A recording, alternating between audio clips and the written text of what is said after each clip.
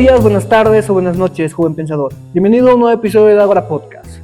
No es la conciencia del hombre lo que determina su ser social, es su ser social lo que determina su conciencia. Es una de las frases que tal vez más define Ágora y más define el contexto actual en el que estamos viviendo. Para profundizar en cada uno de estos asuntos, sobre todo en los institucionales del Ejecutivo y del Legislativo, tenemos hoy un invitado muy especial, un invitado que ha participado en el torneo de debate de Ágora, un invitado que se hace notar en redes sociales, que incluso ha sido candidato a diputado. Les presento a Pablo Quispe, hoy mi invitado de honor para poder hablar de todos estos asuntos. Pablo, por favor, preséntate. Bueno, muchísimo gusto a todas las personas. Yo me considero un ciudadano más como todos nosotros. Me encanta el análisis político. Tengo un canal en TikTok, tengo canales en distintas redes sociales. Los invito a seguirme.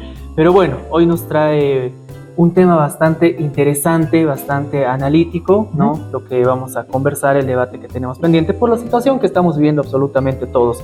De lo que está sucediendo en las ciudades no se salva nada. No se salva ni el más rico ni el más pobre, ¿no? A todos nos afecta de alguna forma. Hermano, por favor. Ok.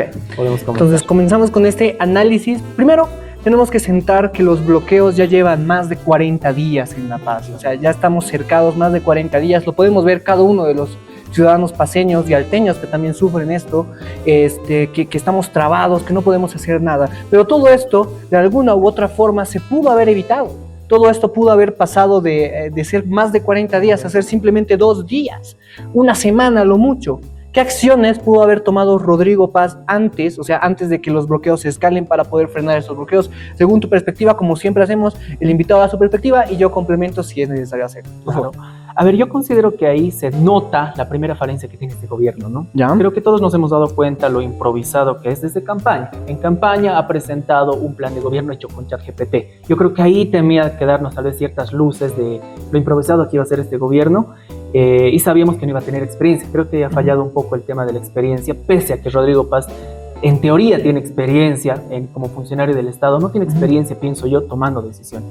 Las primeras malas decisiones que ha tomado al inicio de este conflicto han sido dejar que crezca, porque en un inicio, tanto la COP como los distintos movimientos sociales, los pedidos eran distintos, no era la renuncia del presidente en un inicio. El pedido era un aumento salarial, era que se tome en cuenta su plan de acción y demás. Que cuando dejas que escale ya es... Analíticamente, esto era en globos de ensayo. Esto era ver qué hacía el gobierno. Si yo voy y le meto 3 marchas seguidas a la Plaza Murillo, ¿qué hace? ¿Cómo responde? ¿Qué dice? ¿Acepta? ¿No acepta? ¿Se hace al loco? Ahí ha dejado ver Rodrigo Paz su debilidad.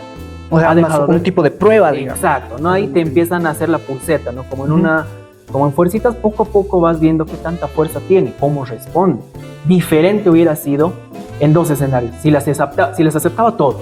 Puede haber un escenario en el que les decía ya a todos, sí, vamos a aceptar su pliego petitorio, vamos a aceptar todo lo que son sus pedidos, vamos a aceptar su incremento. Hubieran visto debilidad, pero no el tipo de debilidad que ha demostrado ahora. Ha demostrado una debilidad y una dejadez en este caso.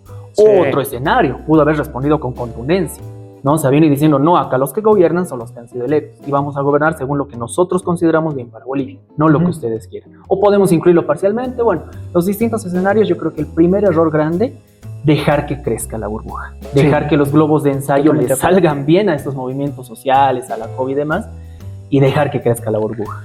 Yo creo que ya era algo sabido también, ¿no? Porque de hecho yo hacía un video análisis cuando llegamos a segunda vuelta y es bastante sorpresivo que llegue Rodrigo Paz a segunda vuelta, ¿no? Tomando en cuenta que igual pueden estar compradas las encuestas y toda la cosa, pero era bastante disruptivo, vamos a decir, que Rodrigo Paz llegue ahí. Y el análisis que yo hacía en ese entonces era un análisis de comunicación de Walter Fischer, un autor de la comunicación, que nos habla de las narrativas, cómo funcionan las narrativas, cómo enamoras a la gente con estas propuestas, cómo un personaje como Lara puede tener cierto tipo de identificación simplemente porque se ve como el gritón que el Estado necesita, cuando no es realmente lo que necesitamos. Pero otro de los enfoques era que esta era una jugada maestra del MAS, porque yo siempre he defendido la idea de que el movimiento socialista no tiene ningún tipo de ideología.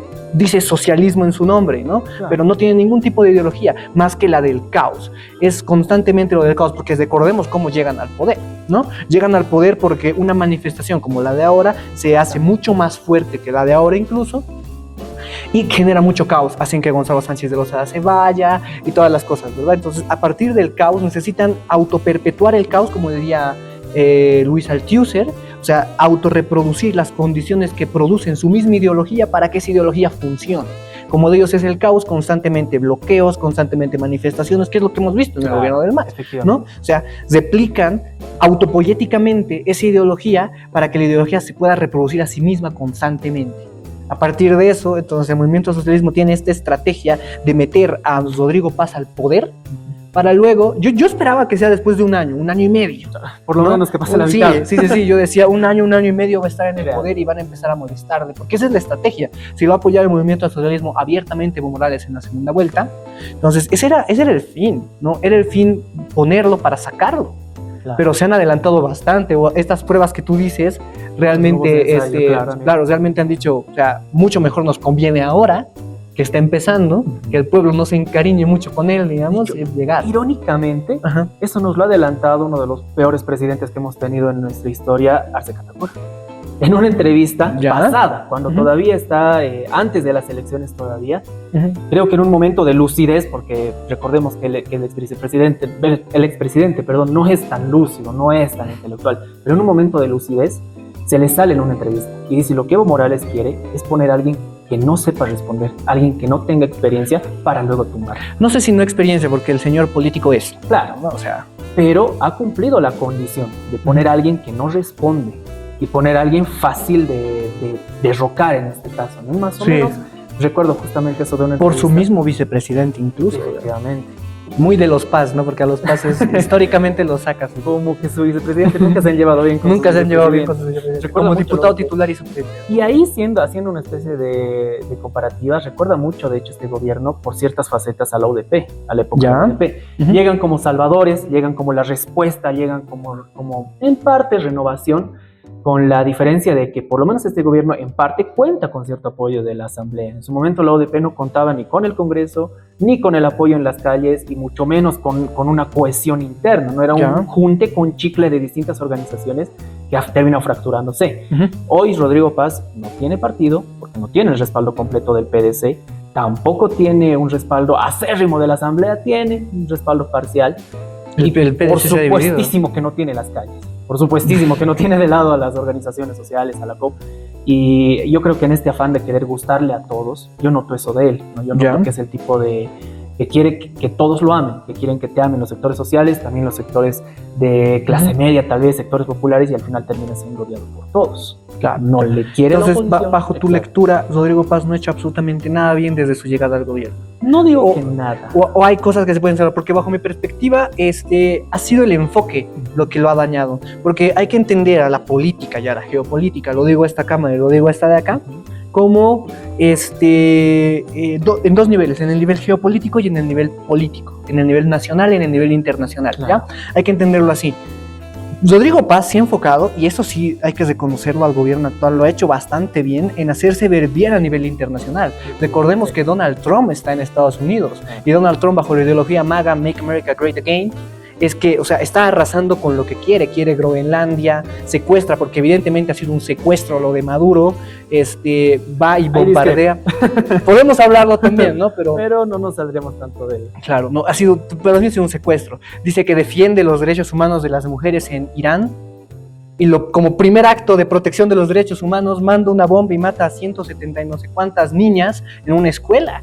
Entonces yo creo que en el contexto geopolítico, Rodrigo Paz, cuando llega al poder, lo hace como un partido de izquierda, ¿no? Claro. ¿Y qué es lo que no quiere el nivel geopolítico? Milei en Argentina, Katz en Chile, Noboa en Ecuador, ¿no? Ahora con la candidatura de este tipo de Colombia, que no me acuerdo ahorita su nombre, claro, que está terrible también, ¿no? Entonces, lo que quieren todo Latinoamérica es sacar a la izquierda, a los zurdos de no sé cuánto que nos dice Milei, ¿no? Entonces, si te enfocas en lo geopolítico nada más, con la llegada desde Bolivia al Shield of America, al escudo de las Américas, que es una especie de ejército plan Cóndor, ¿no? Que está haciendo Estados Unidos para poder tener toda Latinoamérica como para sí mismo, tal y como dice la doctrina Monroe, que es lo que está queriendo aplicar Donald Trump ahorita.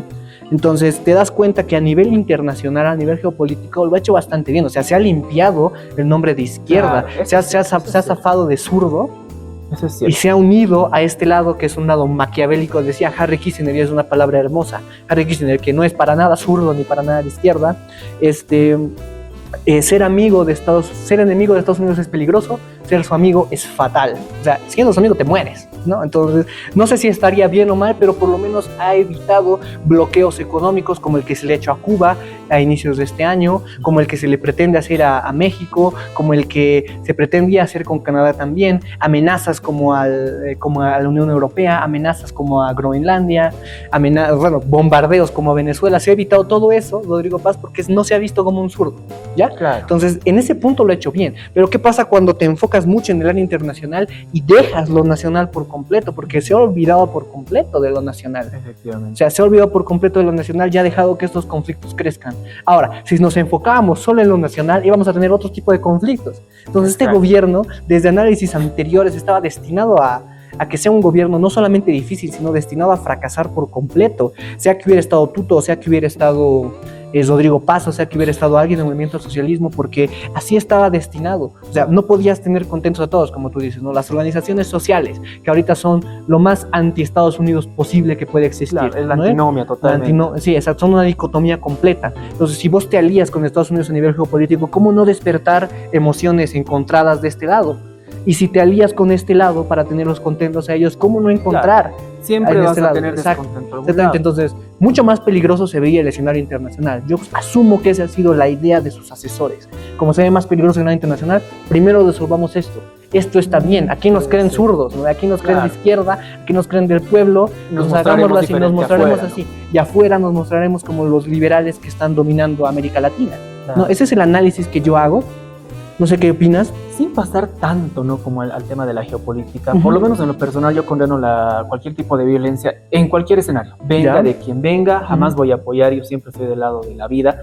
De todas formas, hablando geopolíticamente, sí, se puede decir que ha tomado buenas decisiones. Yo considero que ha tomado, por lo menos al inicio, buenas decisiones, no las mejores, ni todas las necesarias. Sí. Porque para cambiar verdaderamente la realidad de nuestro país, para darle otro rumbo del que ya nos ha destinado las políticas del movimiento al socialismo, se tenían que dar medidas de shock. Y él justamente tenía los primeros meses para hacer... ¿A lo 21.060? No a lo 21.060.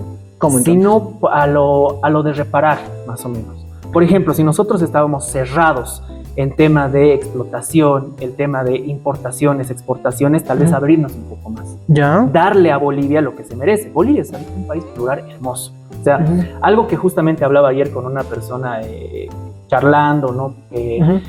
Ayer yo he hecho una actividad social. He ido donde la caserita, que es la de Aguante. Sí, lo he visto en Facebook, sí.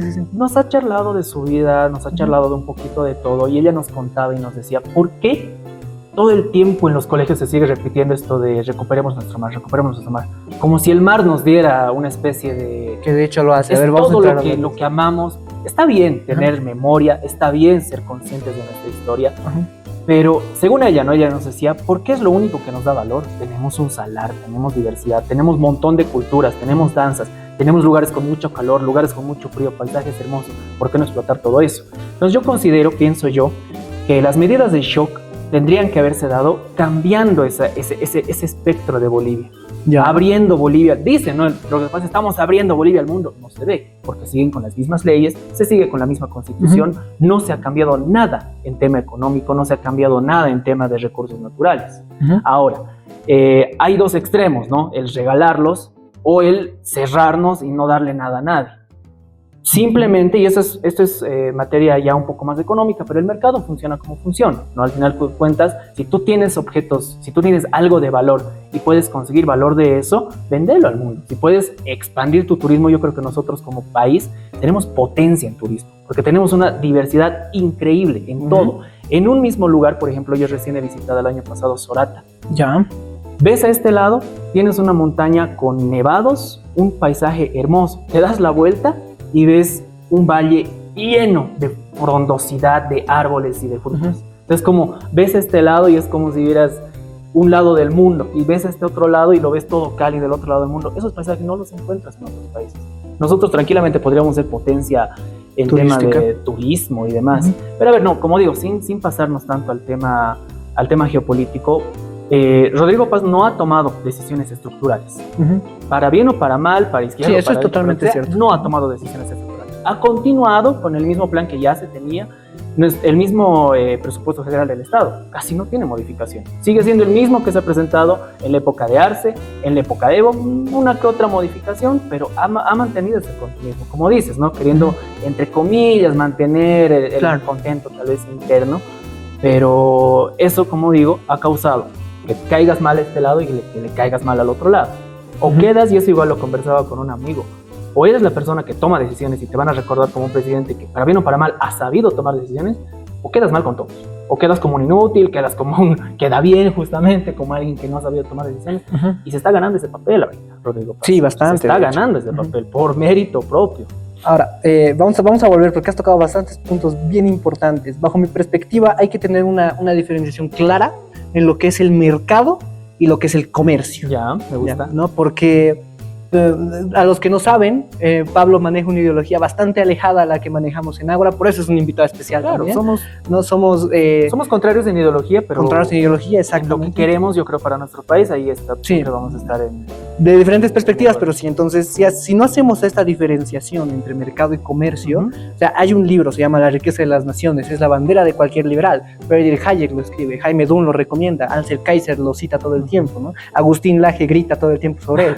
Ya, entonces está, la riqueza de las naciones, no, perdón, el camino de la servidumbre, no, me van a matar ahorita en los comentarios de acá, pero es El camino de la servidumbre de Friedrich Hayek.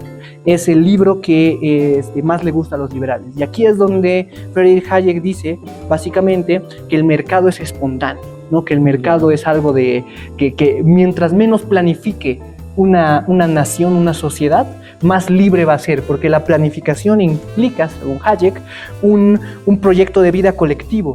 Y cuando pones un proyecto de vida colectivo, estás aplastando el individual. Claro, porque le das tareas y le das limitaciones. Exactamente, ¿no? Esa es la premisa que pone él. Equivocada, me atrevo a decir, desde mi joven experiencia, porque, o sea, partimos de la naturaleza antropológica del ser humano como sujeto individual. Un solipsismo bastante adaptado a lo económico, que hace que, o sea, cogito ergo sum, decía Descartes, ¿no? Pienso, luego existo. Luego viene Lacan y dice, ahí donde no soy, existo. Es el colectivo el que le da sentido al individuo. Por lo tanto, el individuo no tiene cabida para poder dar significado a lo colectivo, a sí mismo, porque necesita del colectivo. Lo que dice la frase famosa de Ágora, no es la conciencia del hombre lo que determina su ser social, es su ser social lo que va a determinar su conciencia. No es que tú te imaginas, tienes una mentalidad de rico y te vas a hacer rico mañana, no es eso. Si las condiciones sociales, eso es lo que dicen los liberales, el pobre es pobre porque quiere, ¿no? O sea, teniendo un mundo de posibilidades, ¿cómo eres pobre? ¿No? O sea, eres pobre porque no tienes la mentalidad correcta. Porque, por ejemplo, yo me considero liberal, pero no tengo ese pensamiento de decir el pobre porque quiere, para nada. Es bastante tiene que considerar que afecta el entorno, afecta dónde naces, afecta dónde te crías, afecta cómo te crías, afecta cómo te formas y demás. No es solamente el querer del individuo. No basta solamente con que un individuo lo quiera. Es que el individuo no es nada por sí solo. Un análisis bastante pertinente para entender es el lenguaje. Claro. El lenguaje que nosotros usamos. Yo digo lo que estoy diciendo no para entenderme yo, para que me entiendas tú, porque tú le vas a dar sentido a lo que yo estoy diciendo. Entonces, si la mínima unidad que es el lenguaje de comunicación entre seres humanos, que puedan hablar la kinésica, pueden hablar la proxémica, pueden hablar lo que quieran, pero la unidad para entender lo que dice otro ser humano es el lenguaje hablado, el lenguaje verbal, el lenguaje no verbal, le da significado otro, no le doy yo. Claro. ¿Te das cuenta? De hecho, ahí hay algo que me gusta mucho conversar siempre que no sé, hablamos de temas de lenguaje y demás. Algo que yo considero es que pese a que hablamos español o hablamos un mismo lenguaje, por lo menos dominante, ¿no? En ciertos países, no todos nos sabemos entender, no todos hablamos del mismo idioma. Eso es algo que he notado. Es cultural. Que sí, nos podemos entender las mismas palabras, letras, pero no siempre lo que yo diga lo vas a entender de la forma en la que yo quisiera explicarlo y viceversa. Sí, porque y eso yo creo que ha causado muchos malentendidos en principio y muchas malas decisiones gubernamentales a lo largo de nuestra historia. De la historia en general. Claro, de la historia del planeta Tierra, ¿no? Pero especialmente en Bolivia, porque yo creo que, y ahí de nuevo, algo en lo que peca Rodrigo es en que necesites caerle bien a todos. Necesites que te agraden ellos, Él se muestra como alguien de oposición, ¿no? Alguien totalmente contrario a Evo, eso yo creo que ha quedado claro, que es totalmente contrario a Evo, y de esta manera quiere enamorar en parte a los opositores, ¿no? A los que son que ¿no? Ahí metemos a la generación pitista, resistencias, comités cívicos, y ahí se le quiere ganar a él, ¿no? te los quiere ganar y decir, sí, soy anti-Evo, soy anti-más y demás. Pero por otro lado, quiere mostrarse como el presidente del pueblo, entre comillas. Por lo menos su campaña tenía que ver con eso, ¿no? Con el vicepresidente Herman Lara se decían la dupla del pueblo. Ese era uno de sus eslogans. Y como digo, ahí peca nuevamente en el hecho de, si le quieres caer bien a uno, por inercia no le vas a caer bien a otro sector. Es de hecho. Yo creo que él ha intentado caerle bien a todos, cosa que no se puede. O sea, o eres de un lado y le caes bien a estos y trabajas para todos, o le caes bien a ellos y tratas de trabajar para todos. La idea de un servidor público y de un presidente siempre va a ser trabajar para todos. Eso es de hecho, ¿no? Eso es lo que tendría que hacer. Vocación de servicio. Vocación de servicio. Pero hagas lo que hagas, no le vas a caer bien a todos. Y eso es algo que no entiende, creo yo. Exacto, no sé qué piensas vos, pero yo estoy totalmente de acuerdo. No puedes caerle a todo. No puedes y no estás para caerle bien a todo el mundo tampoco, claro, digamos. Lo que tiene que hacer un líder, y esto es bastante comunicacional, lo decía Paul Lazarsfeld en su libro de People Choice, están los agentes de opinión. Los agentes de opinión son los que van a generar ese apego. Tú estás simplemente para un intermediario entre esos agentes de opinión, para que los agentes de opinión sean los que generan afecto, opinión, pero tú te encargues de realmente, en este caso de Paul Lazarsfeld, dar una noticia, información, pero si lo ponemos, hacemos una analogía con lo del presidente, para dirigir el país. Que los agentes de opinión, que en este caso llegan a ser los parlamentarios, se encarguen de generar opinión pública, que tú vas a controlar desde arriba, ¿verdad? O sea, la opinión pública controlada, eso es algo que el movimiento socialismo hacía excelente, por ejemplo, no controlar la opinión pública a partir de esos parlamentarios desde arriba. Sí, o sea, eso lo hacía excelente, y las dicotomías que ponía, bastante agenda setting ahí, porque era lo que no era, no te decía qué pensar, se decía sobre qué vas a pensar, qué es relevante, lo ponía el gobierno mismo, algo que no puede hacer. O sea, en comunicación está aplazado el gobierno de Rodrigo Paz, totalmente. Mal, viejo. La comunicación de este gobierno es una cosa, yo creo que para analizar en una tesis. Sí, no puedes tener tantas equivocaciones constantemente. No puedes tener tantas líneas de comunicación distintas. Y aquí yo hago énfasis en lo que ha pasado, por ejemplo, con el tema de la gasolina basura. Uno de los errores que ha causado el enojo colectivo de las personas. Porque recordemos que no han sido nada más el ignorar a los movimientos sociales, que ese es uno de los factores. Han habido factores, el tema del avión, el tema de las narcomaletas, el tema de la gasolina basura, que haya generado descontento a todos. La gasolina en mal estado. La gasolina basura te afecta si tienes una moto de 4,000 bolivianos y te afecta si tienes una Ford que cuesta en dólares. Sí. Le afecta igual, arruina motores por igual. Eso causa descontento. Entonces, claro, ¿cuál ha sido su línea de comunicación inicial? Decir, hay una red de contrabando que nos ha contaminado la basura. Al mismo tiempo salía otra autoridad diciendo, es culpa de los distribuidores, es culpa de quienes han distribuido, no han sabido cuidar la cadena de mano. Otra autoridad ha salido a decir, no, es culpa de con quien hemos hecho el contrato, nos han hecho la jugada y demás. Creo que había 5 líneas comunicativas distintas. El gobierno ha dado 5 explicaciones de qué ha pasado con la gasolina basura. Sí, y ni siquiera estaban unidas, no había un interconductor. Un gobierno no puede hacer eso. No puede. Hermano, una empresa pequeña no se da el lujo de tener distintas líneas de comunicación. Un gobierno no puede tener 5 explicaciones de un mismo problema. Claro. Le quita credibilidad, genera más descontento, porque en la opinión pública este tipo no sabe lo que está haciendo, y ni sus trabajadores saben cuál es el problema. Entonces, ¿cómo pretenden explicarlo nosotros, verdad? Ahora, a ver, ya nos hemos saltado. Ese es el problema cuando empezamos a hablar de ideología y nos explayamos. Pero a ver, yo voy a caer otra vez en el punto de la definición de mercado y comercio, ¿ya? Porque es importante entenderlo, porque cuando hablamos de mercado y hablamos de apertura de mercados, estamos hablando de sumisión a lo anglosajón, totalmente. O sea, estamos hablando de que Estados Unidos y todo el círculo liberal de la ala norteamericana se imponga sobre nosotros. Claro está, la entrada al Mercosur, por ejemplo. El Mercosur está hecho para abusarnos a nosotros como bolivianos. ¿Y cómo no se dan cuenta? Tuto Quiroga decía, yo lo primero que voy a hacer al llegar al poder es salirme del Mercosur. Yo lo hubiera hecho. O sea, yo en esa parte la apoyaba a Tuto Quiroga, casi en lo único que lo apoyaba, pero lo apoyaba. Cárcel, pienso yo, el Mercosur, porque te obligaba a comerciar solamente con ciertos. Claro, y solamente ciertas cosas. Cuando entran productos a un país, existen los aranceles y existen los pararanceles. Lo que hacía el Mercosur era eliminar los pararanceles. O sea, asfixiaba nuestro mercado interno. Ese es el mercado, ese es el libre mercado que promueven las ideas de la libertad, ¿no? Y volvemos al tema. Rodrigo Paz se ha enfocado mucho más en lo internacional, eso creo que estamos de acuerdo, ¿verdad? Se ha enfocado mucho más en lo internacional, pero ha descuidado lo nacional. ¿cómo llegamos a contentar a ambas partes? Decíamos, si nos enfocamos en esta se enoja, si nos enfocamos en esta otra se enoja. Entonces, ¿qué puede hacer ahora, ya con los conflictos escalados, Rodrigo Paz, para poder tener un poquito más contentos a todos, ¿no? Porque el problema eran los bloqueos, ¿no? Pero después el problema se vuelve el descontento que generan esos bloqueos, porque el ciudadano de a pie como nosotros dice que no somos bloqueadores, tampoco somos servidores públicos, decimos, estamos en medio, ¿no? O sea, los bloqueos nos están perjudicando a nosotros en un principio decimos, apoyamos a Rodrigo Paz para que pueda desbloquear y nos vaya mejor, pero si Rodrigo Paz no lo hace, nos ponemos de algún modo del lado de los bloqueadores que renuncie a este gil para que nosotros podamos tener lo que quieren, porque ese es un apoyo indirecto a los bloqueadores ahora, ¿no? Muchos dicen estado de excepción es la solución. Yo digo que no, pero quiero saber tu problema. ¿Qué puede hacer ahora Rodrigo Paz para poder frenar? O sea, ¿qué opción tiene ahora? Salidas. Sí. Justamente ese es el problema de dejar que el problema crezca tanto. Sí, bastante. Te limitas. Si antes tenías 10 opciones para arreglar las cosas, mientras el problema va creciendo, se te van acortando. Luego tienes 5, luego tienes 4 y luego poco a poco te quedas sin opciones. Ese sería el caso, por ejemplo, de gobiernos a los que han logrado derrocarlo. Al final no han llegado a más solución que retirarse.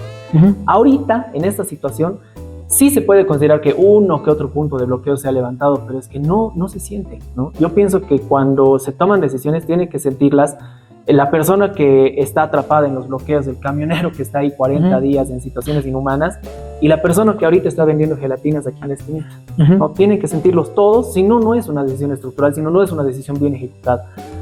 Ya, entonces una decisión estructural es la que va a frenar los bloqueos. Estructural y bien contundente. ¿Cómo cuál? Como tú dices, por ejemplo, un estado de excepción ya no es pues firmar un decreto, no es agarrar decreto número tantos de estado de excepción, se declara desde hoy día a las 12, firma y mañana pasado ya está todo limpio, ya todo ha vuelto a la normalidad, han llegado pollos a todas partes y podemos seguir viendo el mundial tranquilos.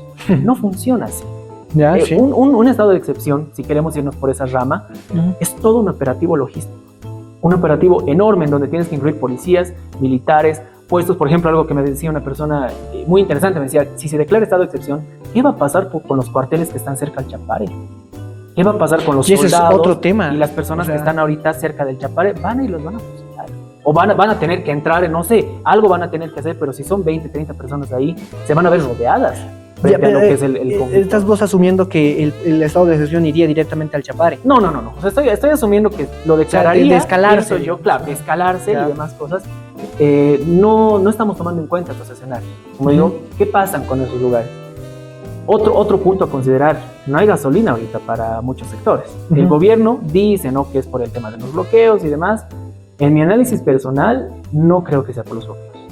Pienso que la crisis de gasolina es un derivado tanto por las malas decisiones con el combustible basura, y esto yo pienso que se va a ver a futuro. Y si lo que estoy diciendo, que espero que no sea cierto, es cierto, el problema de la gasolina no es por los bloqueos.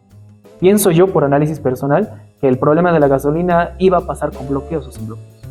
Ahora, la pregunta es, para un operativo tan grande como un estado de excepción, donde tienes que movilizar tropas, tienes que movilizar carros y demás, ¿mínimamente el gobierno tendrá gasolina para un operativo así? Sin ser extremo, ¿tendrá gasolina para algo así? Porque, por ejemplo, yo hablaba con un economista, ¿no?, un analista económico, y decía que si no hacemos cambios y resolvemos el tema de los combustibles, los carburantes, nosotros somos un país tan moderno que el 70% de nuestra energía sigue siendo a base de gas. Podemos en 2028 empezar a sufrir apagones, eso decía él, ¿no? En su análisis. Sí. Yo era de, ojito con eso. En 2018 pueden empezar, si seguimos por este camino. Ahora, si se toman caminos distintos y los resolvemos, ya es otra cosa. Pero en 2028 ya podríamos empezar con lo que son problemas energéticos. O también el tema del gas domiciliario. Entonces, si nosotros ya estábamos en esa tesis, tomando en cuenta que Rodrigo Paz está continuando con el mismo modelo del que supuestamente ha dicho que iba a cambiar, para mí, por lo menos en lo personal, no es nada loco pensar que si no está declarando estado de excepción, es es un análisis más profundo por el simple hecho de que sea cobarde o por el simple hecho de que no tenga el valor. Pienso que hay muchos más factores. Y como digo, una pregunta que tal vez, si es que pasa o no pasa, puede ser importante en el futuro. Por lo menos tendrá gasolina para declarar estado de excepción. Pero como digo, mira, y tus opciones te van cerrando todavía más. O pones un operativo, pienso yo, que ahorita sus salidas son una o la otra. O pones mano dura. Te haces odiar con movimientos sociales, te haces odiar con movimientos de estos de la COP, movimientos campesinos, sectores rurales. y de verdad generas operativos que abran estos espacios, ¿no? De alguna forma interna, logras hacer que llegue pollo, no sé qué, te van a condenar y probablemente te van a hacer lo mismo de aquí a 6 meses, van a intentar sacarte otra vez, pero por lo menos se va a recordar en la historia que has hecho algo, que has tenido los pantalones, ya has tenido la hidalguía de mínimamente tomar decisiones, que es lo que yo creo que hace una autoridad. Para eso está, para eso es autoridad, para que tome decisiones, para resolver, no valga. O cedes, o dáselo a torcer. Y les das lo que pidan. Si te piden ministerio. O mano dura o denuncia. O mano dura, no. La renuncia pienso yo que lo puede todavía aplazar. Ojito, que yo, como digo, estoy seguro de que este gobierno no termina sus 5 años. Sí, no, creo que todos estamos No sé seguros cómo de va a eso. envejecer este video, pero doy mi cabeza a que este gobierno no termina sus 5 años. Pero considero que ahorita está todavía lejos de un escenario de renuncia. Pienso que tiene opciones, como digo, o la opción de poner mano dura, como le dicen, ¿no?, en redes sociales y demás, y generar operativos y soluciones contundentes para desbloquear y dar una pseudo normalidad a las ciudades, o ceder y decirles ya, está bien, ¿cuál es su pliego petitorio? Y siendo sinceros, ya un poquito más realistas con la situación, yo sé que hay pedidos que sí son justos, ¿no? Yo considero, por ejemplo, el pedido de nivelación salarial de ciertos sectores como el de los maestros, yo no lo veía injusto. Ya. Me molestaba, evidentemente, que hagan marchas, que vayan y tiren basureros en la calle, pero no lo veía del todo injusto, porque también es algo que volvemos a la experiencia, tenemos que considerar los puntos históricos. El 1 de mayo siempre se hacen nivelaciones salariales, incremento, lo ha tenido que hacer antes, ha demostrado más o menos que ahí no quería hacer cambios, pero no siempre funciona de esa forma. Entonces, o cedes, ¿no? Esa es la otra alternativa. Cedes y les das. ¿Y qué están pidiendo la mayoría? Hay que ser sinceros, puestos, tomar decisiones, lo decían de frente. Eso yo creo que ya han transgredido un poco más, ya no están pidiendo solo puestos, ¿no? Ya, o sea, ya quieren poder. Claro, y hay que decirlo. No lo dicen ya por debajo, lo dicen de frente. Sí, ya hay que decirlo. Queremos ser parte del gobierno, queremos nosotros ¿Quién gobernar y tomar tiene más decisiones? poder ahorita? Si tomamos en cuenta que todos estos grupos subversivos, vamos a decir, están guiados por el señor del Chapare, Evo Morales, porque evidentemente lo están. Entonces, si tomamos ese análisis, ¿quién tiene más poder ahorita? ¿Rodrigo Paz, que está a la cabeza del gobierno, o Evo Morales, que está a la cabeza de los movimientos sociales ahora? ¿Quién tiene más poder? Obviamente, por mucho, Evo Morales. Evo Morales tiene... ¿Por qué tiene más poder? Porque si bien Rodrigo Paz tiene las instituciones no sirven sin pueblo. El pueblo le da vida a las instituciones. Y si el pueblo está dominado por otra persona, las instituciones, ¿qué rol tienen? No responden a ti. No responden a nada, primero. Y segundo, o sea, no tienen el efecto que deberían tener porque no tienen el reconocimiento general del pueblo. Y si el pueblo no lo reconoce como tal, la institución no vale absolutamente nada, ¿no? Entonces, el poder ahorita lo tiene Evo Morales. O bueno, estas manifestaciones, ellas son las que tienen el poder. Ya tienen el poder social. ¿Para qué les serviría un puesto de ministro, de canciller, de algo? No, exacto. Ellos quieren el poder completo. Quieren volver a tener el poder completo. Al principio era queremos puestos para ser parte del poder, gobernar contigo, Rodrigo Paz. Y ahí, pero ahora ya no. O sea, ha dejado una vez más que escale demasiado. Ha dejado que escale demasiado. Y ahí yo creo una vez que es algo que tendría que responder. Ya sea como gobierno, ya sea como presidente o ya sea como futuro expresidente, Rodrigo Paz tendría que responder, porque eso no es un secreto para nadie. Lo sabíamos personas que estábamos activas en campaña y lo sabían personas que estaban viendo la campaña desde su celular. Ha habido un acuerdo entre Rodrigo Paz y Evo Morales por los votos en segunda vuelta. Y eso no es un secreto y no abierto, necesitas leer un libro para entender eso. En primera vuelta tenías votos nulos que mágicamente han aparecido en la boleta de Rodrigo Paz ya para segunda vuelta. Evo Morales le ha dado su apoyo abiertamente. Entonces, y eso políticamente hablando no es algo que vos hagas por, uy, me cae bien, voy a darle mi apoyo. Ha habido conversaciones de por medio. Claro. Han habido negociaciones de por medio. Ahora, ¿qué ha prometido que no ha cumplido? Ahí a eso yo creo que es deber del presidente responder. Como presidente o como procesado después por un juicio de responsabilidades. Pero tiene que responder qué cosas ha dicho que iba a hacer y no ha hecho para estos sectores que ahorita están enojados. Claro, es lo que quieren es poder. O sea, volviendo al análisis que hacía anterior yo cuando se conocen los resultados de la primera vuelta y vamos a segunda, o sea, lo que querían era poner un problema, que es lo que viene haciendo el movimiento al socialismo. Si no puedes ser el héroe, tampoco puedes ser el villano, pon un problema tan grande y preséntate como la solución. Exacto. Maquiavelo puro y duro, ¿no? Entonces, eso es lo que está haciendo el movimiento al socialismo, es lo que ha hecho con Rodrigo Paz. Ahora lo advertía desde que se han conocido los resultados de la primera vuelta. Eso es lo que va a pasar. Obviamente, hemos fallado en números. Yo en el video digo 1 año o 2 años. y van a creo que empezar un los poquito, problemas. Sí, no, ahí he fallado por completo en los números, ¿no? Pero eso es lo que se pretende hacer. Esas son las dos caras que se tienen ahorita, ¿ya? Dicta estado de excepción o mano dura, dices tú. Sí, o Yo digo, no necesariamente opuestos. estado de excepción. ¿Ya? Mano dura en general, porque se ha demostrado, o bueno, no se ha demostrado, pero pienso yo que sin estado de excepción puede generar operativos que habiliten el abastecimiento, por así decirlo.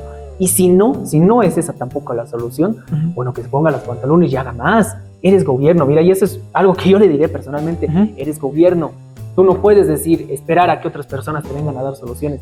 Tienes que habilitar vuelos constantemente, puentes aéreos, 24/7 para abastecer a las ciudades. Hazlo para ayer. Tienes que dictar estado de excepción, reúnes a tu alto mando policial, a tu alto mando militar, los encierras en un cuarto y les dices, no me van a salir de aquí hasta que me generen un operativo completo de un estado de excepción. ¿Para cuándo? Para ayer. No voy a esperar. Eso es gobernar. Eso es gobernar. Si vas a tomar la decisión de hacer un estado de excepción, así, al tiro. No.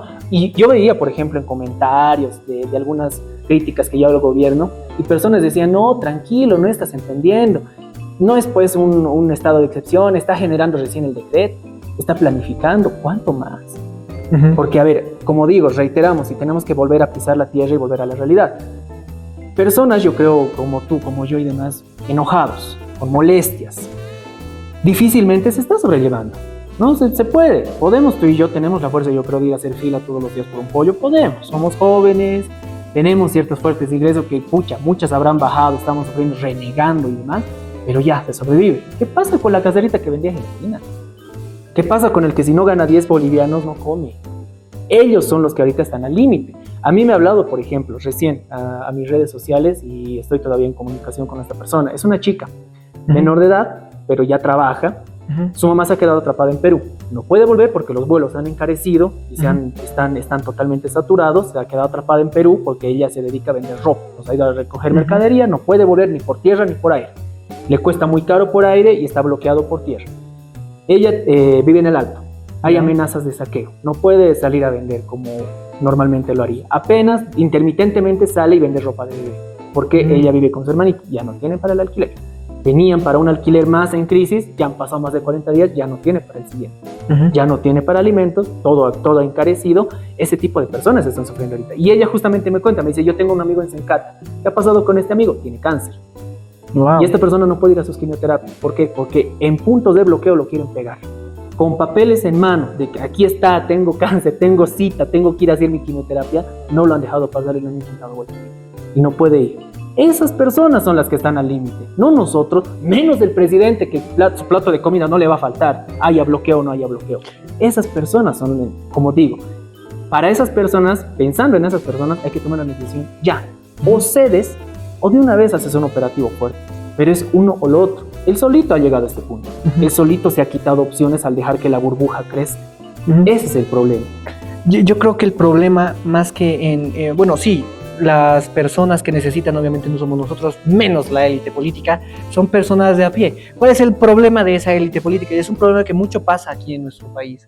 Y en otros países también, en Estados Unidos es otro ejemplo, claro. Por eso digo que estamos tan paternalizados que hasta esas dinámicas las copiamos, ¿no? Pero es que hay ese desapego con la realidad. Y eso lo vemos en las entrevistas de sus ministros, ¿ya? ¿Qué es lo que pasa? Que dentro de este círculo tan selecto que hace la élite política para sí misma, todo está tan bien que incluso, y esto lo digo porque me lo han dicho, piensa que va a poder ser reelecto. ¿Ya? He escuchado lo mismo. El presidente, o sea, piensa que lo está haciendo tan increíble que es buenísimo lo que está haciendo, es un capo en lo que hace y todo eso, ¿verdad? Entonces, ese es el círculo que arma, pero se desconecta por completo de la realidad. Pese a que se estén viendo en las noticias bloqueos, saqueos y toda la cosa, el presidente dice, no, lo estoy haciendo muy bien, y de ahí hay que seguir así. De ahí sus tweets donde dice, ya, con diálogo se están levantando. Claro, y sigue el diálogo. Con 2 organizaciones sociales, dice, ya hemos conversado con Chuquisaca, con Potosí, todo bien. O sea, en su cabeza yo creo que ha desbloqueado ya 2 departamentos, al hablar con 10 representantes de 2 puntos de bloqueo. Es una Exacto, o sea, desconexión sí, brutal. una desconexión, esa es la palabra. Existe esa desconexión y eso hace que no se vea la afección real que están causando estos. Lo dice el ministro de Economía cuando sale a dar una conferencia de prensa. No está tan mal, ¿no? O sea, estamos sobreviviendo, Claro. estamos bien todavía, están llegando cosas, dice, están llegando cosas a tu casa. Claro. O sea, muchos de nosotros ya somos vegetarianos desde hace unos días. Obligatoriamente. Exacto. Entonces, ese desapego es el que se ve. ¿Qué tiene que hacer Rodrigo Paz ahora?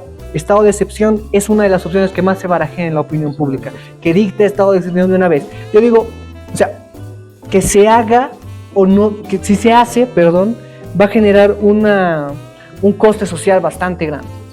¿Por qué? ¿Y cómo se debería hacer aparte? Porque ya se tiene el estado, ya se tiene el decreto, ya se tiene la ley que regula el estado de excepción. Constitucionalmente ya puedes dictar estado de excepción. Claro. Entonces, primero moviliza tus tropas hasta que estén a unos 10, 5 kilómetros cerca de donde están los bloqueos y dicta estado de excepción para que esas tropas lleguen en 10 minutos donde están los bloqueos. Porque si les das tiempo a los bloqueadores, dices estado de excepción y tus tropas recién van a partir y llegan mañana a los puntos de bloqueo, ¿vos crees que estos movimientos subversivos van a quedar quietos?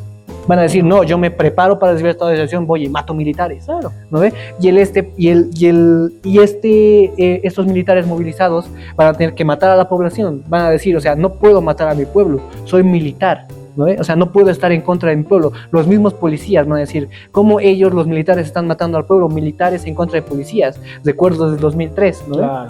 Los militares van a decir lo mismo, yo no puedo matar a mi pueblo, lo siento, Rodrigo, tienes que irte.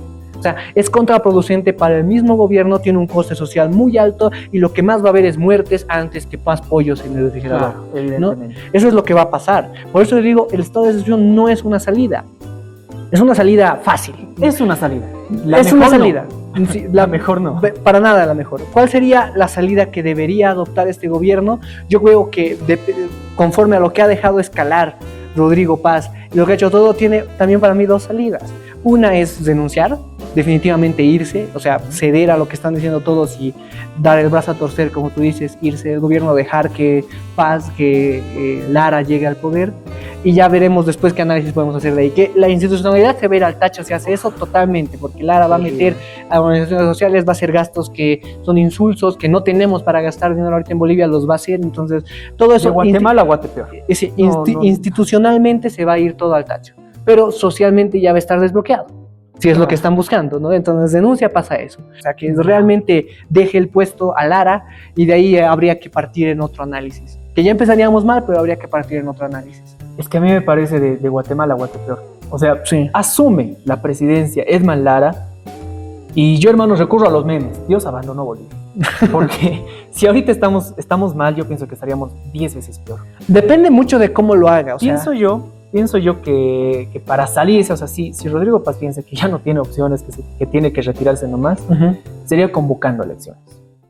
No, es que sería no anticonstitucional. Exacto, y ahí yo entro en contradicción conmigo mismo, porque por lo menos en lo personal pienso que la Constitución se tiene que respetar ante cualquier situación. Ahora, que me gusten los 411 artículos es una cosa completamente diferente, pero ahí están, y están para algo y hay que respetarlos.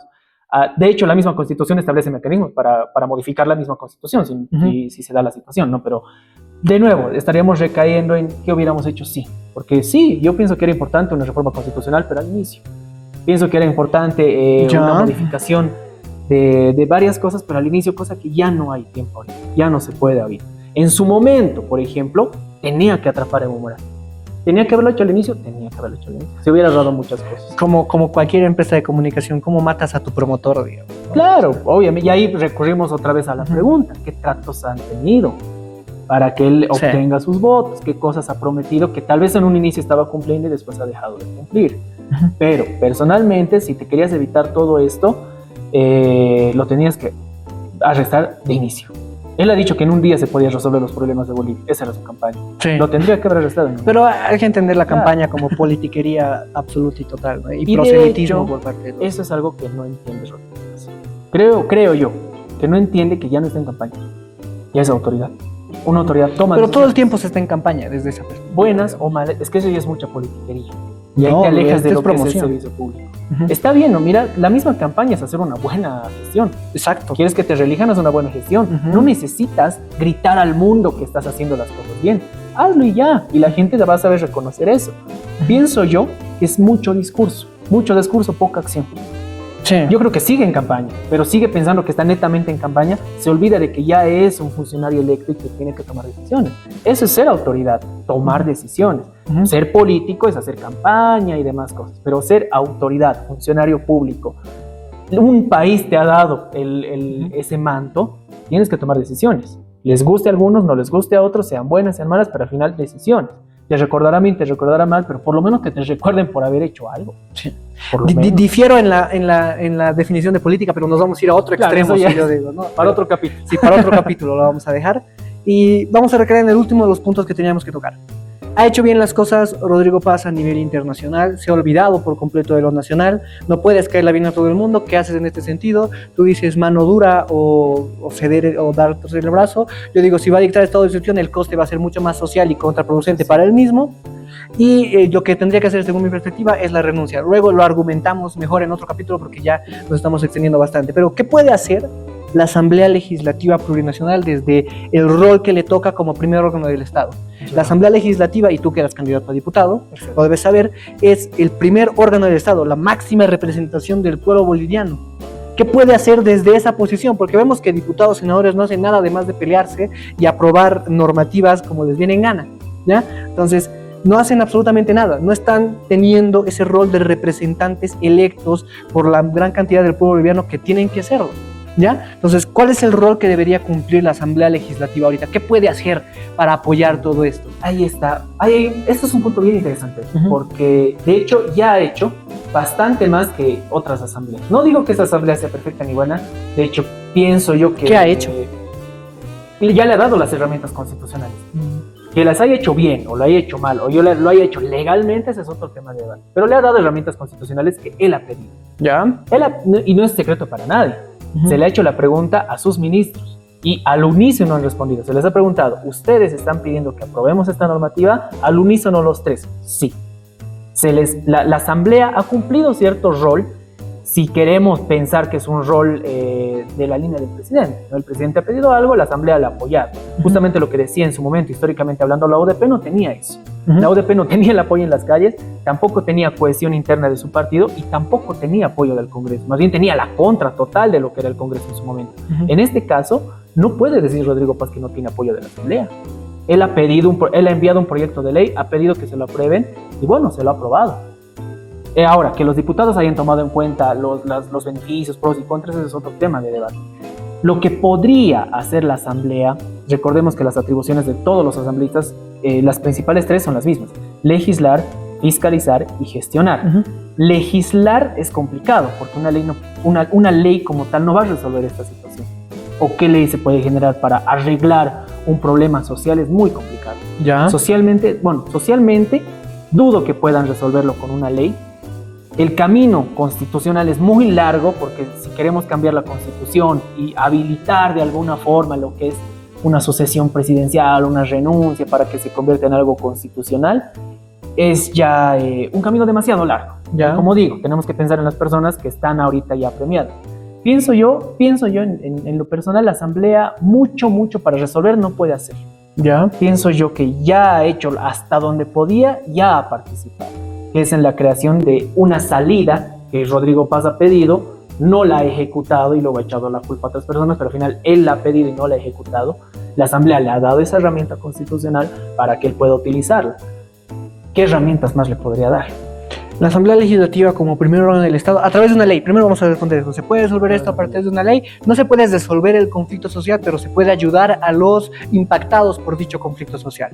Es decir, se puede trabajar en una ley. De hecho, Ágora ya la ha trabajado, ya está presentándola. Que la quieren escuchar, eso es otro tema, ¿no? Pero ya la ha trabajado, ya la está queriendo presentar. Es una ley de resiliencia metropolitana. A partir de aparatos internacionales se puede hacer que llegue mayor inversión, mayor alimentación y mayor infraestructura a dos ciudades metropolitanas, en este caso La Paz y El Alto, que son afectadas por ser sede de gobierno. Por La Paz por ser sede de gobierno y El Alto por ciudad aledaña a la sede de gobierno, que sufren constantemente la ignominia de bloqueos, de cercos, de todo lo que lleva el aparato político del Estado. Dicen algunos paseños, ¿no? Paseños, falsos paseños, que yo siempre digo, que la sede de gobierno se vaya, no hace más daño que bien. No son paseños. No, o sea, primero No te se estás le puede pasando decir. la historia por donde te da la gana. Claro. O sea, la devolución federal. La guerra federal, te la revolución pasas federal. por donde quieras. Sí, exacto. Históricamente, o sea, La cantidad otros de dicen, muertes incluso, que ha habido, te los pasas por donde sea. incluso Cae Palenque, que era candidato a alcalde, dice que se vaya la Sí. sede de gobierno de La Paz y automáticamente, como por arte de magia, por eso bastante liberal, vamos a crecer, va a llegar la inversión. Con que yo lo considero un buen amigo, pero estoy en discrepancia total con eso. Va a llegar la inversión, dice. Las empresas van a explotar. Hay que entender una cosa. ¿Sabes? Las dinámicas económicas de La Paz y el Alto se dan siempre en torno a que son sede de gobierno. Claro. O sea, Eso es si las dinámicas parte de La económicas Paz. se dan en eso y le quitas el título de sede de gobierno, ¿en qué va a basar su dinámica económica? No es como que por arte de magia las inversiones van a llegar, porque las inversiones ya se han puesto en Santa Cruz, ¿verdad? Que vengan aquí. De hecho, varias del Alto han migrado a Santa Cruz. Hacerlas volver al Alto es complicado. La Paz, si le quitas la sede de gobierno antes de caer, de enarbolarse como los liberales pretenden, va a caer al piso y va a caer horrible. O sea, es cosa generacional, por eso no podemos quitar la sede de gobierno por razones económicas, por razones históricas, por razones sociales, por razones de las que se les ocurra. Entonces se tiene que hacer una ley, se puede trabajar en las Asambleas Legislativas, algo que puede trabajar para que con apoyo internacional, nacional y de organizaciones internacionales también, se pueda traer ayuda a estas ciudades para que no sufran tanto la ignominia de ser sede de gobierno que deriva en bloqueos, que deriva en cercos. Se puede trabajar en eso. ¿Qué puede hacer para resolver el conflicto como tal? La Asamblea Legislativa, bajo mi perspectiva, como máximo ente de representación nacional, a nivel nacional, a nivel Bolivia, las dos cámaras, diputados y senadores, pueden trabajar en abrir mesas de diálogo conjuntas. Mesas de diálogo ya no sirven, dicen unos, ¿no? Ya no es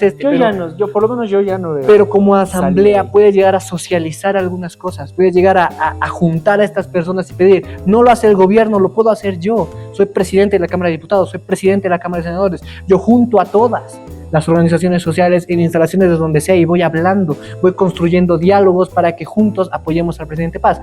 Que no se quiere hacer eso, las mesas de diálogo no quieren funcionar. Hay diputados uninominales y hay diputados plurinominales. Los uninominales son los que votamos en la papeleta, es decir, que tienen una base social consolidada. Se supone que tiene. No, tienen una base social consolidada. Entonces, yo como presidente de Cámara de Diputados, como presidente de Cámara de Senadores, de uno a mis uninominales, a toditos, bueno, de diputados, ¿verdad? Como presidente de la Cámara de Diputados, de uno a mis uninominales. Les digo, vayan a hablar con sus bases sociales para que den apoyo a Rodrigo Paz. Háblenles de los beneficios del gobierno, de lo que se está truncando y que vayan y sean un grupo subversivo a los grupos de bloqueo, ¿verdad? Se socializa todo lo que hace Rodrigo Paz, se habla, se acuerda con estas bases sociales de los diputados electos uninominalmente y se tiene una base de confrontación a los que están haciendo los conflictos.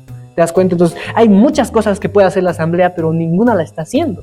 De hecho, ahí sí discrepo un poco, porque, como digo, se supone que tienen una base, se sobreentiende que tienen, ¿no? Por ser uninominales, que la gente ha confiado en ellos más que en las otras personas que estaban en la papeleta, pero recaemos en la realidad, ellos, y yo pienso, ¿no?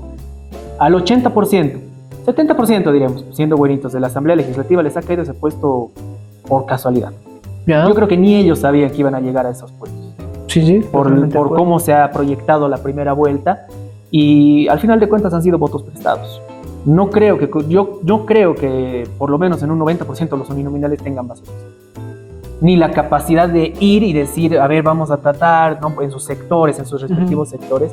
De hecho, hay muchos que por ejemplo, los que responden a Andrónico y algunos que responden a Lara, hablan a favor de estas organizaciones sociales, ¿no? Están de su lado y aún así no tienen su cariño, aún así no tienen su respaldo y no tienen ese enamoramiento, por así decirlo, no han salido.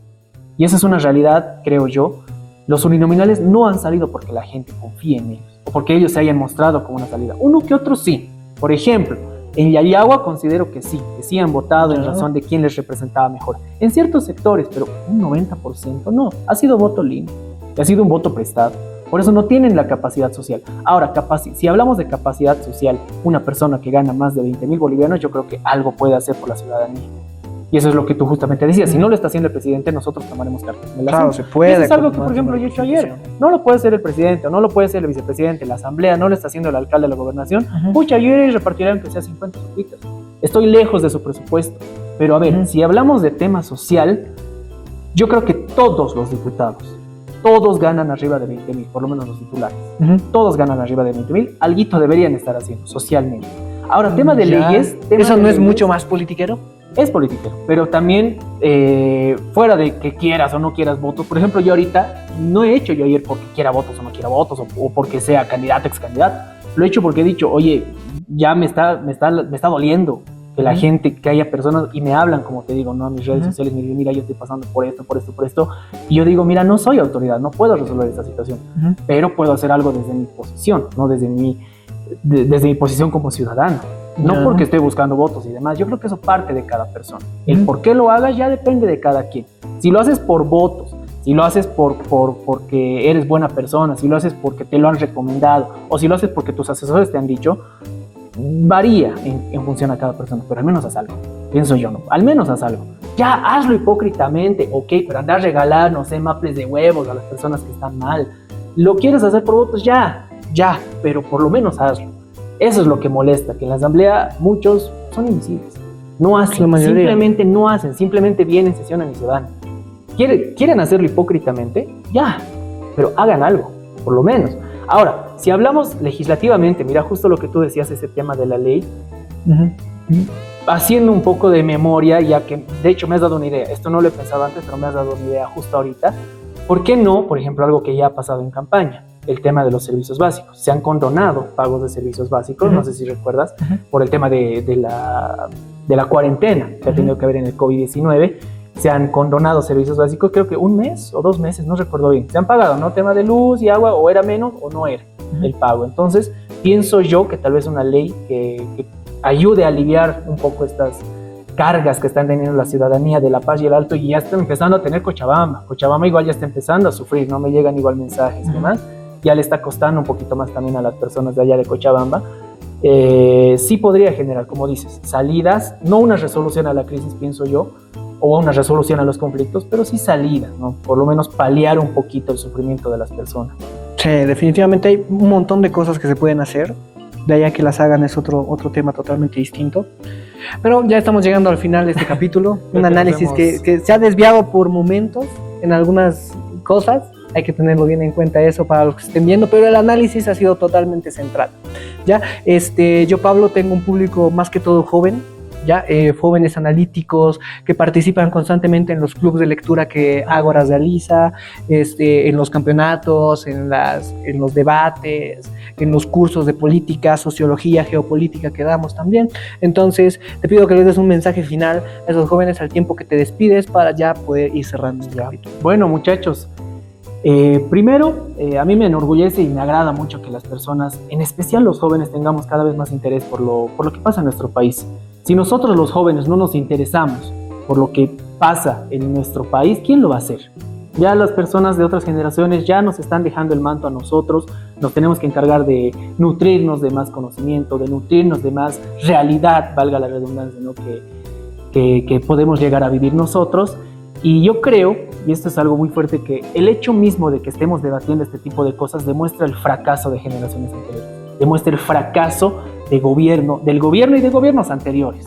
Porque si tal vez hubieran hecho bien las cosas, tú no estarías interesado en esto. Tal vez te hubiera interesado otra cosa. Tal vez hubieras decidido estudiar algo distinto, tal vez te hubieras enamorado de otra pasión en tu vida. Pero estás hoy aquí viendo este tipo de debates, viendo este tipo de análisis, porque te importa la realidad de tu país. Porque los gobernantes anteriores lo han dicho tan mal que ahora los jóvenes, desde muy jóvenes, nos interesamos en la realidad de nuestro país. Creo que ni tú ni yo existiríamos como existimos hoy si hubieran hecho un buen trabajo las autoridades. Entonces nos trataremos de construir, de nutrirnos. A mí me encanta mucho este tipo de debates y de hecho me encanta no estar de acuerdo en algunas cosas. ¿Por qué? Sí. Porque al final de cuentas yo creo que como jóvenes podemos llegar a tener la madurez de no cometer los errores del pasado.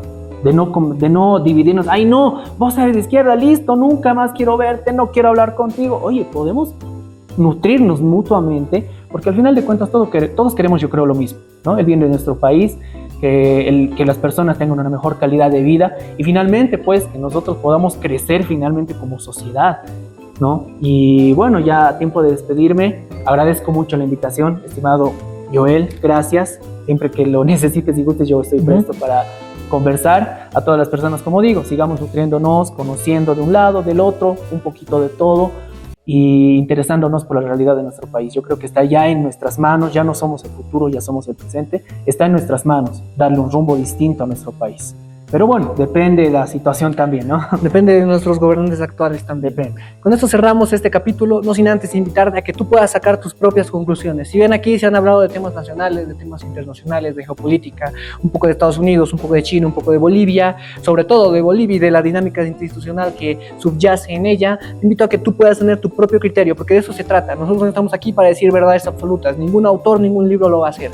Tú siéntate, analiza y construye tu propio criterio. Solo a partir de eso, la sociedad realmente va a poder tener pensamiento crítico sobre lo que hace, sobre lo que dice y sobre lo que piensa, buscando algún tipo de congruencia entre todas ellas.